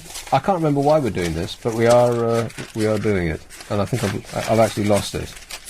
It's in this pile somewhere. If somebody comes up with another name, then I'll root it out. Where was I? Oh yeah, that's right. I was talking about stars that say one thing and do another. And I did ask, but I didn't get a response. Has anybody actually changed their lives in order to save the planet? Because if, what's his name? That dumpy bloke who used to be going for President of the United States of America? Al Gore. Hey, I remembered. If he is right, we are screwed unless we change our behaviour right now. Dramatically. Hugely. Never mind about putting a little funny light bulb in that you can't read by. We're going to have to go back to living in like a Stone Age man. I've done exactly what he said at the end of the film. You go from denial to immediately to despair, which is what I did. That, of course, negates you actually taking any action. Because if you go from, oh no it isn't, to, oh no, straight away, then there's no need to actually do anything because you're too busy holding your head in your hands. And this is the sort of the crux of the article in the Daily Mail today. I'd like to do Chris Martin. He's that bloke in Coldplay. Hey, you know, Coldplay were giving away their single the other day. Oh, I had that story and now it's gone. They were giving Coldplay. You know Coldplay, don't you? Oh, they're fantastic. Boring! Is there a more boring rock group that has ever existed in the... By the way, by which I mean ever in the world? If that bloke... If I see him one more time in that stupid parachute jumpsuit, I'm going to scream. They're giving their single away free, they were. At which price it was still too expensive. Here's Feltham. Nitesh. Hello. Yes, sir. How are you? I'm very good, thanks. You might think I'm taking a mick here, but another famous swimmer. Yeah. Flipper. Flipper. I like it. I'll put it down. It's got to go down. Flipper, Flipper, Flipper, the bush kangaroo. No. Huh? No. Just Flipper. Just Flipper. Righto. It's on the list. Thanks very much. Okay. Cheers, Tara. Bye. I've lost... Oh, no, here it is. Flipper. Well, if David Schwimmer is on it, then Flipper should be on it too, right? Were there any other famous fish? Of course, Flipper is not a fish. I know he's not a fish. Don't call in and tell me, you got that wrong. You're not a fish. What about Shamu the whale from Free Willy? From what? From Free Willy. Shamu the whale. Yeah. Shamu the whale from Free Willy. Mm-hmm. Any others?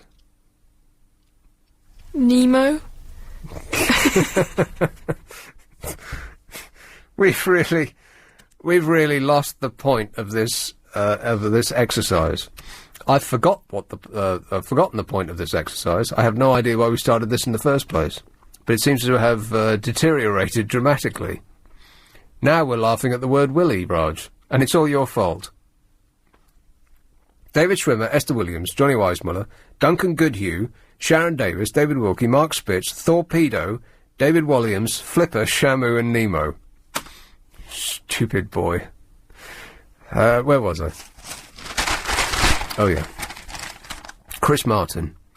This is the Daily Mail. This is what they say and what they do. Eco-warriors. Is there any more green rock star than Chris Martin? You'd have to think that he would be unimpeachable in his position as eco-warrior supreme. Am I right? What about Moby? He seems pretty green. Moby? I thought that was a name for the list of swimmers. No, he's a DJ, but I'm pretty sure he's vegan. Hey, DJ Moby. Yeah, well, he is... I've seen the inside of his flat. It's rubbish for a bloke who's earning a lot of money. And I haven't personally seen it, but I've seen it in pictures. It looks like a student squat. It's horrible. I saw his crib on Cribs, and it looked quite good. Yeah, like I said, it's a fantastic place. He's so lucky to live there.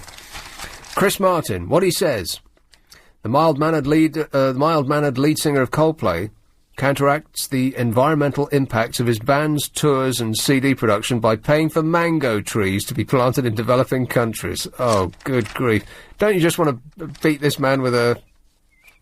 You just want to beat him to the floor with a tennis racket, or something that won't inflict a lot of damage, but just get the anger out. I just find them so annoying, Coldplay. I mean, they're just so unutterably dull.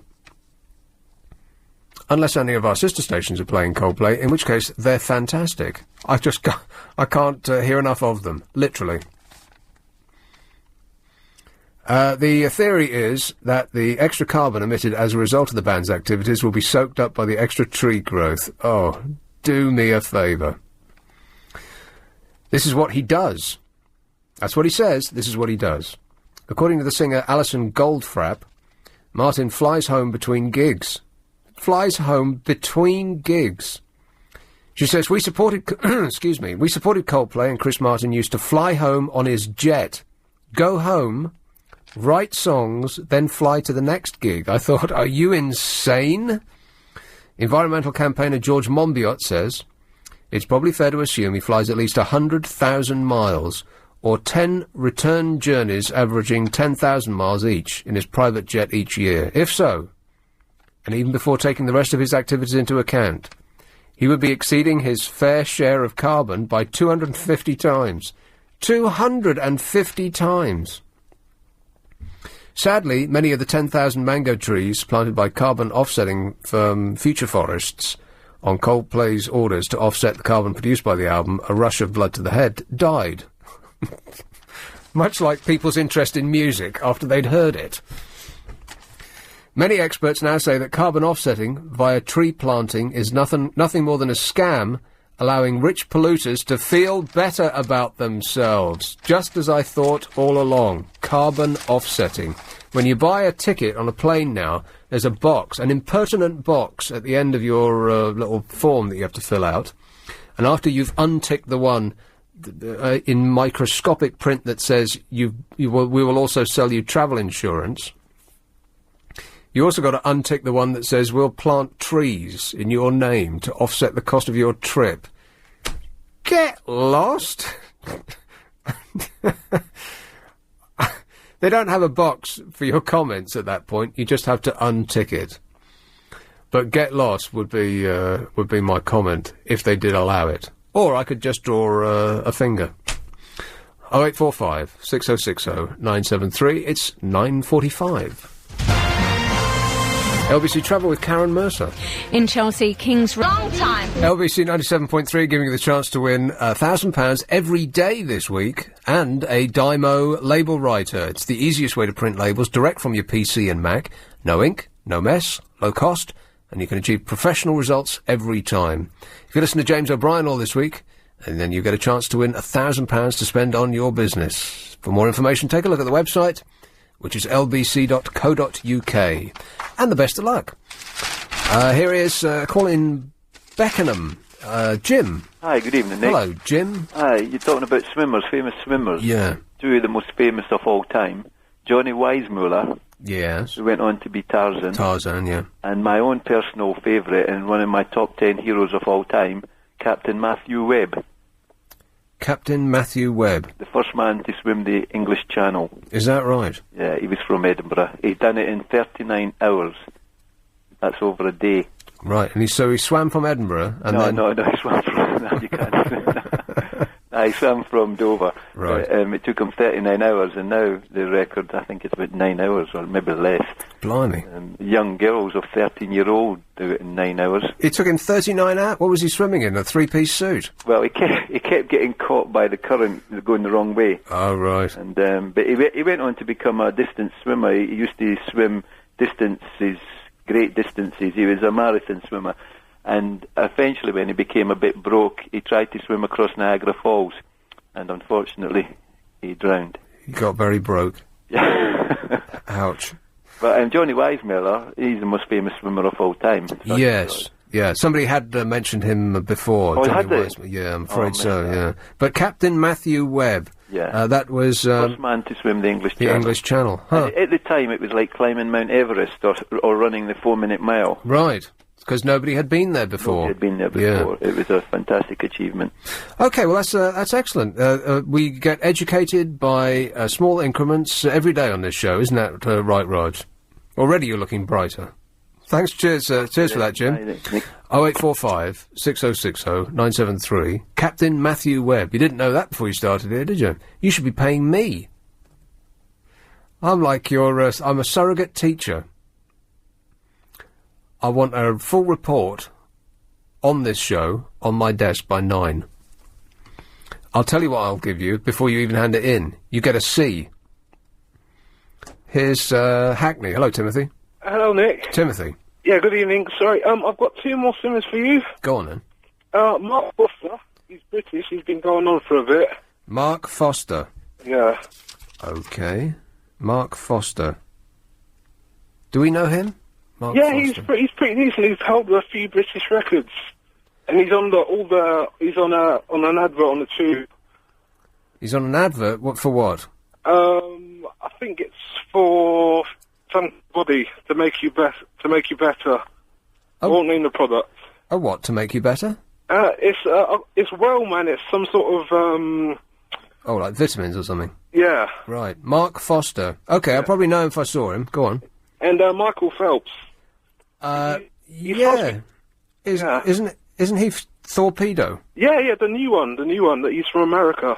Oh, so he isn't Torpedo. There's No, somebody else. Michael no. Phelps. Yeah, Ian Thorpe took over from Ian Thorpe. Right. He's got huge feet too, right? Yeah. Giving them an advantage. Yeah. Well, this list has got considerably longer than even I thought possible. Yeah. All right. Well, thanks for that, Timothy. Are you a follower of swimming? I'm following all sports really, and I think you forgot the Guy Ritchie Nike advert. Yeah, that's what I was going to say. Yeah, I'd forgotten that I was mentioning that. I sort of teased across the break, and you just spilt the beans for me. Cheers for that. Okay. Then. But he's right. It's the Nike advert. There's a new advert. For all football adverts are pretty much the same, kind of. They more or less follow the same sort of patterns. Famous footballers doing extraordinary things with balls, and the cameras whoosh around like you're in a video game. I saw without mentioning any brand names, Nike, I saw this advert just the other day, and I thought, wow, that really is extraordinarily good. It's an amateur footballer with the camera seeing through his eyes, gets picked for Arsenal, and then you see him playing the game, and, against other stars of the beautiful game, and coming a cropper. Or saving the day, as I think is the case right at the end. It's a really long ad, and it goes on for about 2 minutes. And I thought, well, that is fantastic. But I didn't previously know that it was Guy Ritchie, Madonna's Mr. Madonna, that directed it. It's the first thing that I've seen him direct that's been any good since Locked Stock and Two Smoking Barrels. So it's in him. He just needs the right material, I suppose. So this list is huge now. Why we started it, I can't remember. I'll conclude this list momentarily. But there's a few more, one of which I really want to mention, in this Daily Mail Hippie Crits page about famous people that say one thing about saving the environment, but actually do another. In other words, to do as I say, don't do as I do. Now, there's Leonardo DiCaprio, who's not very much of a hypocrite, because, he seems to be trying more than anybody else, and he does drive a Prius. What other cars he's got in his garage? I've got no idea. But that's what he's seen out in public in, and good for him. Brangelina, Brad Pitt and Angelina Jolie. I wonder if I have time for that now. We've got, 3 minutes? Maybe not. I'll do Prince Charles. Which do you want, Prince Charles or Brad Pitt and Angelina Jolie? Prince Charles. Prince Charles. Okay, so they compare with what he says with what he does. Prince Charles, what he says. That's what he says. In a speech to the European Parliament, the Prince of Wales stirringly urged us to action, declaring, "I don't think there is a more urgent issue for any of us to be addressing at work, at home, or indeed in every facet of our lives than climate change." Last year he was praised for publishing a carbon audit and said that he had reduced his emissions by 9%, stating that his household, including his Dutchy Organics farm business, would reduce emissions by 12.5% over the next 4 years. This is what he does. Stung by accusations of hypocrisy after he flew a 14-strong team first class to New York to collect an Environmental Awareness Award. You remember that? Not one person, 14, first class, to collect an Environmental Awareness Award. Stung by that criticism, Charles chartered the yacht Leander from car park tycoon Sir Donald Gosling to conduct his tour of the Caribbean in March. Campaigners howled greenwash, but Clarence House stuck to its claim that travelling on the sumptuous £50 million yacht with a 23-man crew and a 100-seater dining room reduced Charles' carbon footprint for the tour by 40%. The amount of number crunching that they must have had to gone through to come up with that. How can a yacht with a 100-seater dining room be less carbon polluting than anything? You'd think if the world caught fire, it would be less carbon polluting than a yacht with a 100-seater dining room. Also, there's his son's jaunts around the country on a Chinook helicopter, which must get through as much petrol in 10 minutes as the average car uses in a year. I mean, the thunderous sound it makes alone would suggest that it's charging through the gas. That the Prince of Wales, a member of the royal family, should start telling us to turn our lights off. How many houses have they got? All of which are run constantly by staff who keep them heated and lit and cleaned and all of the rest of it, so that they can be occupied at a moment's notice. You must be joking. Swimmers: Michael Phelps, Mark Foster, Captain Matthew Webb, David Schwimmer, Esther Williams, Johnny Weissmuller, Duncan Goodhue, Sharon Davis, David Wilkie, Mark Spitz, Torpedo, David Williams, Flipper, Shamu, Nemo, and Jaws. That's a massive list. I didn't think we'd get a fraction of that. Here, what have we talked about today then, Raj? We spoke about failed deliveries, thieving posties, NHS treatment, refunds, books, envelopes with windows, government targets, collective nouns, criminal damage, recorded crime, psychological manipulation, policemen's secretaries, smashed windows. I think you had a story about something like that, didn't you? I don't like to mention it. Downgrading serious crimes. Must go faster. Costadale crime, right results, crime numbers, Tripon weekends, beat the staff, breweries and footballs, Vernon Kay, Cat Dealey being on TV. Oh, out of time again. Clive's next on LBC. Wow.